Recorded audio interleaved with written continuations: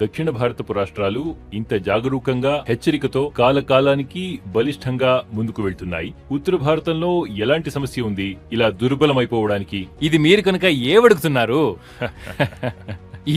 ఇది మాత్రమే నాకు చాలా కష్టం. మరి దీన్నే నేను ఉత్తర భారతపు జనాలకి చెప్పబోతే వారు చెప్తారు, ఏం చెప్తున్నాడు వీడు అని. మేము ఏ విషయాన్ని మన సంస్కృతి అంటామో అది వాస్తవిక ధర్మం నుంచి చాలా దూరం వచ్చేసింది. తర్వాత మేము దేన్ని ధర్మం అంటామో ఆ లోక ధర్మం దర్శనం నుంచి చాలా దూరం వచ్చేసింది.